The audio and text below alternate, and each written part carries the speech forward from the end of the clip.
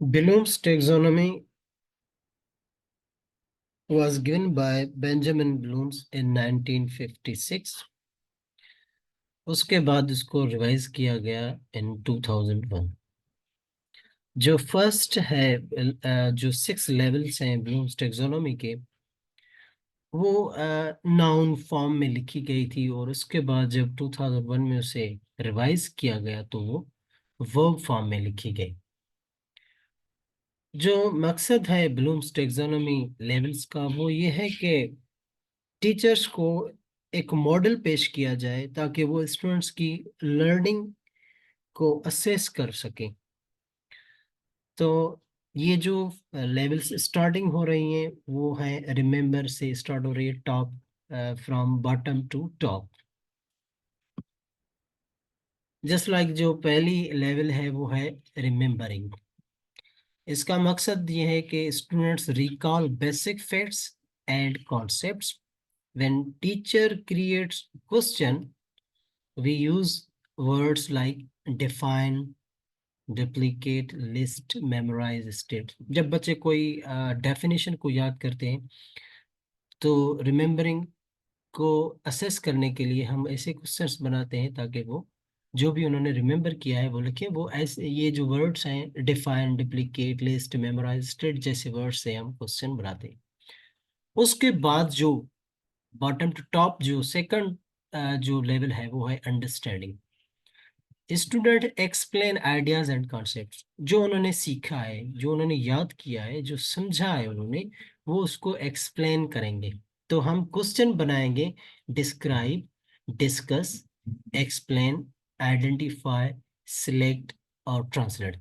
जब हम इन वर्ड्स से क्वेश्चंस बनाएंगे तो जो ये अंडरस्टैंडिंग की लेवल की असेसमेंट होगी। उसके बाद जो थर्ड लेवल है फ्रॉम बॉटम, वो ये है applying, use information in new but similar situations. अगर हमें एप्लीकेशन को एनालाइज करना है, असेस करना है, तो हम इस तरह के सवाल बनाएंगे, just like implement, solve, demonstrate, operate, schedule, sketch और यूज। जो वो सीखेंगे वो उस अंडरस्टैंडिंग को अप्लाई करेंगे। उसके बाद एनालाइजिंग है, break information into smaller parts and relate। तो अगर हम बच्चों की असेसमेंट करेंगे वो कैसे चीज़ों को एनालाइज करते हैं, तो इस तरह के सवालात बनाएंगे, just like differentiate, organise, compare, examine, experiment, question. जैसे हम कंपेयर कंट्रास्ट क्वेश्चन देते हैं, differentiate between two things, like ऐसे क्वेश्चंस बनाते हैं, या उनको कहते हैं कि चीज़ों को ऑर्गेनाइज करें। तो वो जो अंडरस्टैंडिंग है वो ये जो सारी फ्रॉम बॉटम टू टॉप जब हो जाएंगे तो वो एनालाइज करेंगे। उसके बाद जो सेकंड टॉप है वो है एवेल्यूएटिंग। ये सारी जब लेवल्स हो जाएंगे तो बच्चे एवेल्यूएशन की लेवल तक पहुंच सकेंगे। वो इस पे students make judgements and decisions.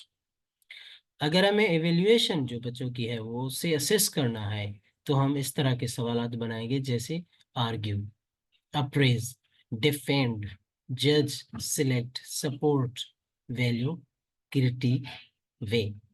तो हम बच्चों को ऐसे क्वेश्चंस भी देते हैं कि उस पे अपना आर्ग्यूमेंट करें, उसके नेगेटिव पे और पॉजिटिव चीज़ों पे लिखें, या वो जो कोई भी एक चीज़ है आप किस चीज़ को सपोर्ट करते हैं वो बच्चे अपना आर्ग्यूमेंट्स देते हैं, अपना ओपिनियन देते हैं, उसे एवेल्यूएशन कहते हैं।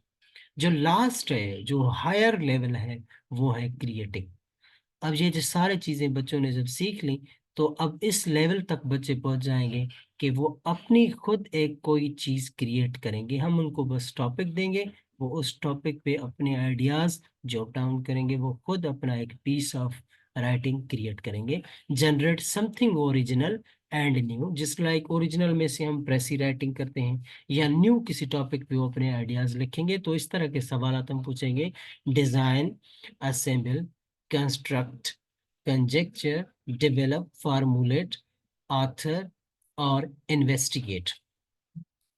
और उसके बाद ये जो मैंने लिखा है यहाँ पर फ्रॉम IBASTS सैंपल पेपर है एक्चुअली। ये सैंपल पेपर में IBA ने लिखा है, एक पीस ऑफ कंपोजिशन उन्होंने दिया है और उन्होंने ये पूछा है कि which of the following statement best describes a distinguishing feature of deserts at the analysis level of Bloom's taxonomy.